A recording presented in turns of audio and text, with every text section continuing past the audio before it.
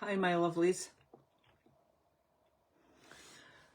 Week. Oh, I haven't done that very well. 2 screens again. I really must learn to be a technological guru. Anyway, week 6 of an update. So I've just rolled into week 7, sorry. So day 2 of week 7. So I'm giving you my week 6 update. However, first of all, it's mine and Cal's wedding anniversary today. I think that's very exciting. My mum rocked up at the door yesterday. Do you know, because we can just pop in now to each other because we live like 8.5 minutes away to be precise. And handed my card, and I'm like, "What's that for?" And she just looked at me and raised her eyebrow, and I was like, "Oh, aye, shit." So I'm relying on my mother, Cal as well, to be fair. We're relying on my mum to keep us right and tell us when our anniversary is. But you know, it's all good. We have been married for, oh my word, 8 years this year. We've been together 12 years, yeah. And to celebrate a week on Saturday, I feel that this deserves a little mention as well. Myself and Cal are doing our first joint CrossFit competition, so we're going to be in the scaled pairs in Stirling. So that could end the marriage. I'm only joking. It'll be absolutely fine. It'll be a total giggle. That's just a by the by.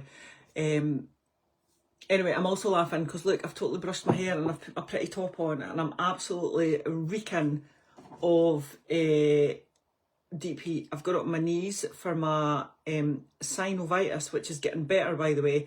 But I've also tweaked my neck on, I think it was Saturday, at the gym. Just jumped up in the bar, actually, just to demonstrate a bar hang, and tweaked my neck.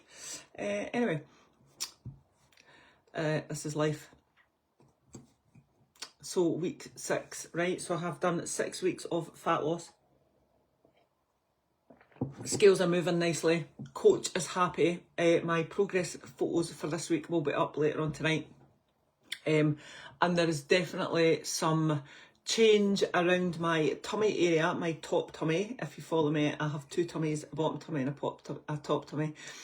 My bottom tummy is the bane of my life. It's the thing that I least like about my body. However, I am trying very hard not to just get focused on that. But what's happened this week is I have lost more fat around my rib cage and my bottom tummy, that it just makes my top tummy, it just makes my bottom tummy look even bigger. Actually hilarious, right? So I'm just going with it. I've just stopped. I'm not stressing about it.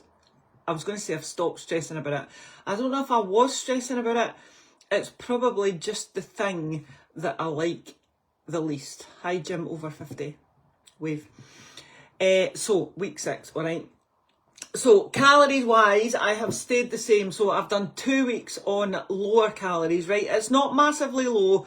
1800-ish if I'm training, 1625 or something if I'm not training, right? It is not low, and I am well aware that I'm going to go way lower than this. But 2 weeks of it consistently, and the hunger, my hunger hormones have obviously woken up, because there are times during the week that I have been really hungry. I have just drunk extra water. I'm also up to about 2 cans of Diet Pepsi. That is my current fizzy juice of choice, just because it staves off the hunger pains till, well, I'm saying hunger pains. Do you know what? I'm not going to die because I'm a bit hungry. But Diet Pepsi is the way to go.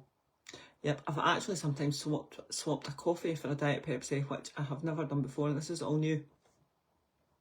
Anyway, hungry and sore, right? That is the two words of week 6. I have been hungry and my muscles hurt. And I'm not just speaking about my knees and my tweaked neck, which is much better, by the way, but I am actually reeking of deep heat. Anyway, so when you drop your calories, right, when we're in a deficit, your body prioritises survival, right? And fat loss it's a luxury, right? It's not, your body does not concern itself with fat loss. It is not survival as far as it's concerned, all right? So all the calories that I eat gets converted into energy, right? And it gets sent to the stuff that's going to keep me actually alive, like breathing, pumping blood around my body, all right? All my organs, obviously, because we didn't want my organs to pack in. And basic functions like using my brain. Now in midlife, I find that actually hilarious because the brain fog is real. But if you're in fat loss, your brain fog can actually get worse. So I'm just going to need to suck it up. In fact, it probably won't even bother me. I'll just laugh about it. It'll be everybody else that'll be annoying with it.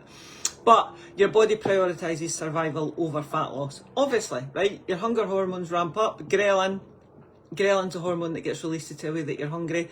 Leptin is the hormone that gets released to tell you that you're full. So if one of them or both of them aren't working to their full potential, then it can feel a bit uncomfortable, shall we say, right? Like I said, I'm not trying to be dramatic, but there is a thing in this country, in the world probably, about snacks, right? And because we're so used to carrying snacks about with us all the time, gym snacks, bag snacks, car snacks, any kind of snacks, all right, we actually forget what it's like to be hungry. And being hungry and learning to manage it is just an education.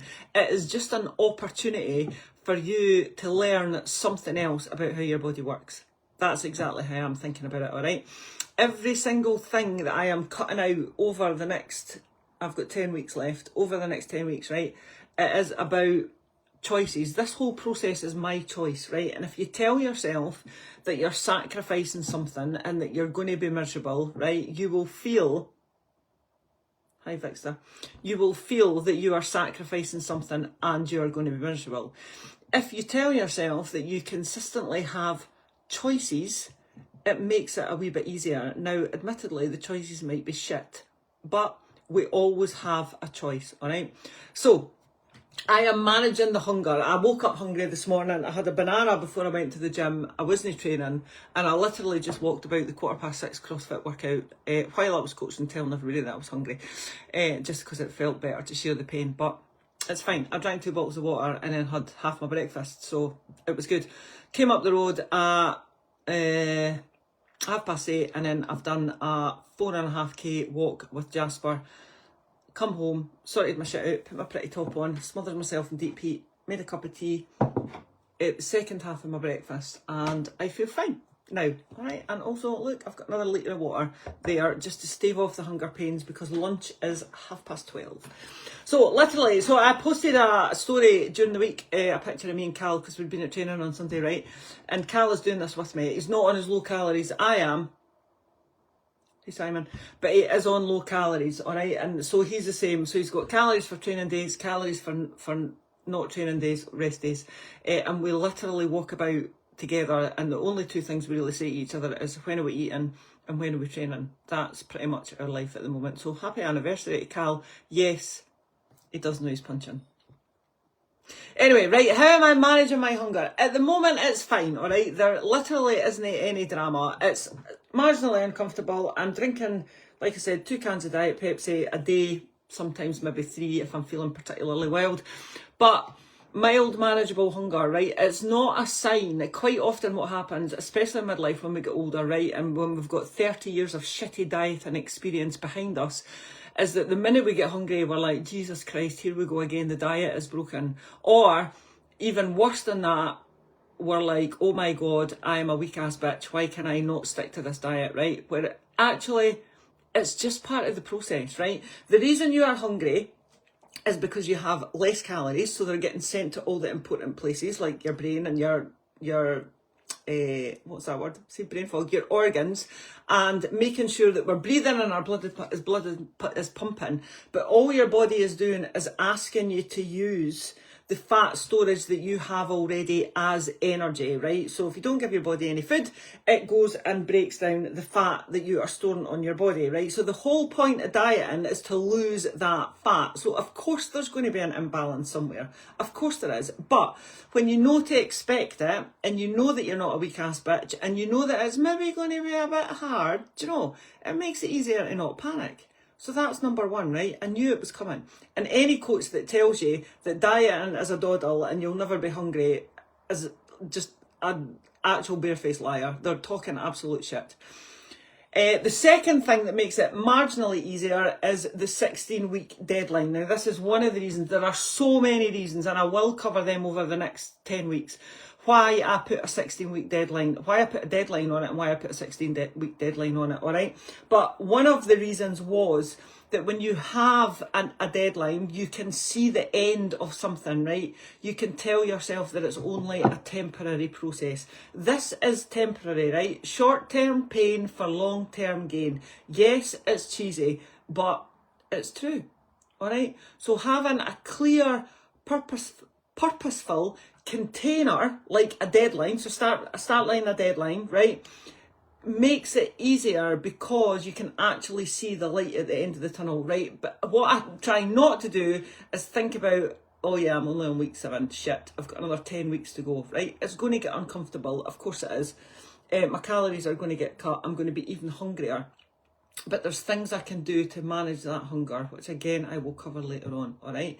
If you go into dieting and treating it like it's a bottomless pit, right? Like, for example, you have done for the last 30 years, right? You are never, ever, psychologically, you are never going to deal with that. You're never going to get a win out of that, all right?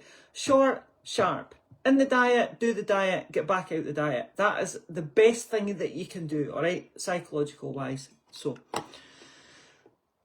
that's how I'm managing the hunger. Muscle soreness, yes, I have injured knees at the moment, all right, and to be fair, they are better. I've been slathering the deep heat on, and I've cut back on training. So this week, it's a CrossFit, for me anyway, it's a CrossFit deload week. So I'm focusing purely on cardio. I'm going to go out on my bike later. I did a wee cardio workout yesterday, and I did some steady state cardio as well for the fat burn. So I have taken the week off of CrossFit. I'm still there because I'm still coaching, obviously, but I'm not training. I'm not lifting a barbell. I'm not hanging off of bars or jumping up ropes or anything like that. So I'm just going to give my body a wee chance to recover. Like I said, partly because I've got that competition in a week and a half with Lucky Cal, and partly just because I'm sore. And again, I'm sore partly because I'm in a calorie deficit, right? There's no extra calories to repair my muscles super quick and make me bounce back, right? So I'm just feeling a wee bit sore. So it's all cool. But if you're midlife, right, if you're anybody doing a diet, fat loss, right, it's not 100% comfortable. It's not easy. If it was easy, everybody would be walking about with a fucking six-pack, right? It is not easy. And just be aware of what people are telling you. If anybody's telling you that it's easy, oh, come and work with me, yep, I'll make you lose 6 stone and you'll never be hungry, right? Absolute pish. Pish. It's a fairy tale that they're telling you, all right? Sort out your mindset, my lovelies. You have to do a couple of things. You have to believe that you can do it, and you have to have a start line, and you have to have a deadline, definitely. A clear timeline and proper education, just understanding the process that you're going into. Any coach that you work with, right, that is a decent coach will be able to explain the process of fat loss. And reversing out of that fat loss. You can't just get to your goal and then stop dieting, because literally you will turn into a dick and pap all the weight back on within 2 months. And that's me being generous, all right? So if you do have a coach, make sure they can actually explain the process to you. It is their job to make you understand, right? Also, this allows you, because we're positive here and we're telling each other, right, that we can do this. It just lets you work with your body instead of fighting it against it, all right? Your body is very clever and it will do everything it can to conserve energy, and your brain will do everything it can to get you into that Nutella jar. Constant battle, all right? Right, my lovelies, if you're in a fat loss phase or you're struggling with hunger, this is Insta Live and Facebook Live, all right? Drop me a wee message, drop a comment, drop me a wee message. Remember, my inbox is always open for anything midlife health. Or fat loss. My chat is always free, all right? I'm going to go more in depth into hunger, hormones in fat loss and how you can manage it, just some like top tips and stuff. For my client education this week, I will share them with you later, or I'll give you the opportunity, and if you want it, then I'll send you the link as well, all right? Thanks very much, and have a top Tuesday. Speak to you soon.